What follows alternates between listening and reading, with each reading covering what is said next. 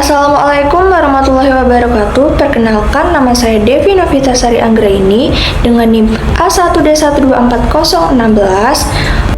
Tahukah ayah bunda, anak usia sekolah dasar sedang berada di fase penting dalam hidupnya. Mereka tak hanya tumbuh secara fisik, tapi juga belajar mengelola emosi, berpikir logis, bersosialisasi, dan memahami nilai moral. Namun, di balik itu semua, mereka juga menghadapi tantangan yang tak kalah berat. Yuk, kita pahami bersama kebutuhan mereka agar bisa memberi dukungan yang terbaik. Kebutuhan peserta didik yang pertama, intelektual. Anak membutuhkan rangsangan berpikir yang sesuai usia. Mereka butuh pembelajaran yang menarik, menantang, dan mendorong rasa ingin tahu. Jika kebutuhan ini tidak terpenuhi, anak mudah bosan, pasif, atau tidak menyukai sekolah.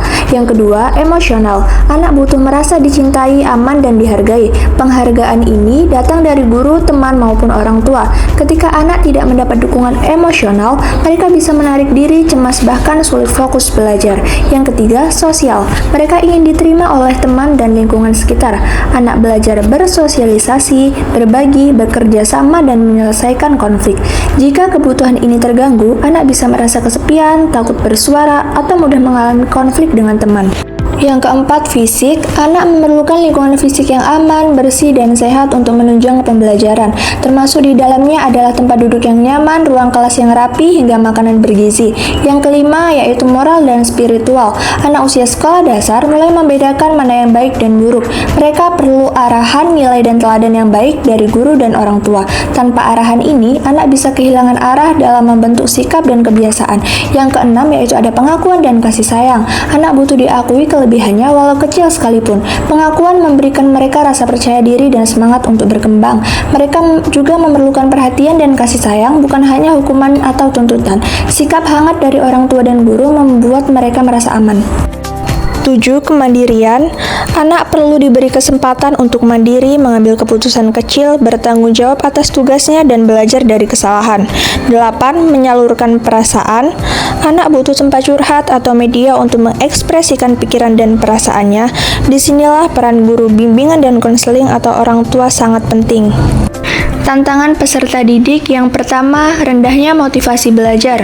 Banyak anak kehilangan semangat belajar karena metode mengajar yang monoton, tekanan sosial, atau kurang dukungan dari rumah. Yang kedua, bully di sekolah. Masalah bully membuat anak jadi cemas, stres, dan kehilangan kepercayaan diri.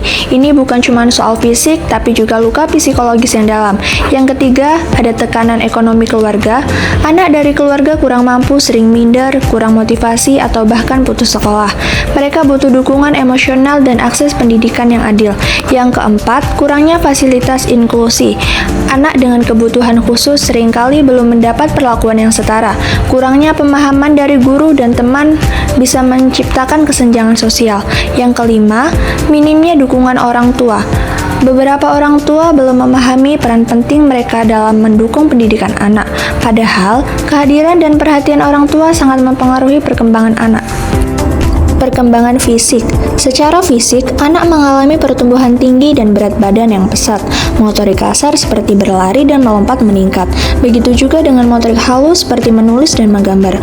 Anak mulai mengembangkan koordinasi mata dan tangan secara optimal. Perkembangan kognitif.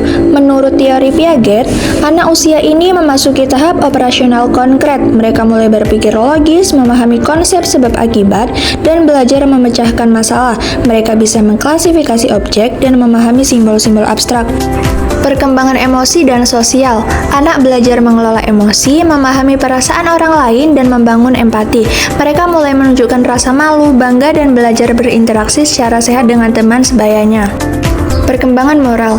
Anak usia sekolah dasar mulai memahami konsep benar salah, keadilan, dan tanggung jawab. Mereka juga mulai mempertimbangkan niat di balik tindakan. Nilai moral dipengaruhi oleh keluarga, sekolah, dan budaya.